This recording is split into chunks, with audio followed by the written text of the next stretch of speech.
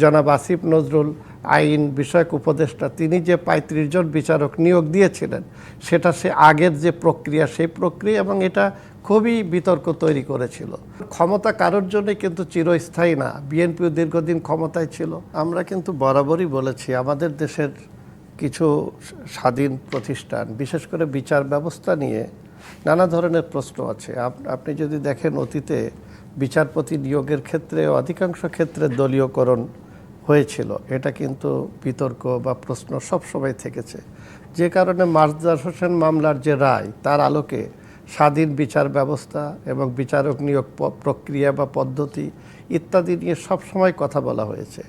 দুঃখজনক হলেও সত্য, যখন যে সরকার ক্ষমতায় এসেছে তারা যে স্বাধীন বিচার ব্যবস্থার কথা কিংবা আইনের শাসনের কথা বললেও এই বিচার ব্যবস্থা পৃথকীকরণ যেটা জন আকাঙ্ক্ষা সেটা তারা কেউ কখনোই করে নাই। এবার যেটা হয়েছিল, অন্তর্বর্তীকালীন সরকার দায়িত্ব নেওয়ার পরে প্রথম কিন্তু তারা যে কমিটমেন্ট করেছিল সেই জায়গার থেকে সরে আপনি যদি দেখেন জনাব আসিফ নজরুল আইন বিষয়ক উপদেষ্টা তিনি যে ৩৫ জন বিচারক নিয়োগ দিয়েছিলেন সেটা সে আগের যে প্রক্রিয়া সেই প্রক্রিয়া, এবং এটা খুবই বিতর্ক তৈরি করেছিল। এরপরে তারা একটা অধ্যাদেশ জারি করে বিচারপতি নিয়োগের একটা প্রক্রিয়া করে, এবং দ্বিতীয় ধাপে তারা যে বিচারপতিগুলো নিয়োগ দেন এটা খুবই প্রশংসিত হয়েছিল। কি বুঝলেন ভাই? অনলি যেটাই চাই। তো সেই ক্ষেত্রে এই বিচারপতি নিয়োগের যে প্রক্রিয়া এবং বিচার বিভাগকে পৃথকীকরণ করার জন্য যে অধ্যাদেশ বা যে আকাঙ্ক্ষা ছিল, আমাদের যে বিশ্বাস যে বিএনপি অন্তত ক্ষমতায় আসার পর এইটা তারা বাস্তবায়ন করবে।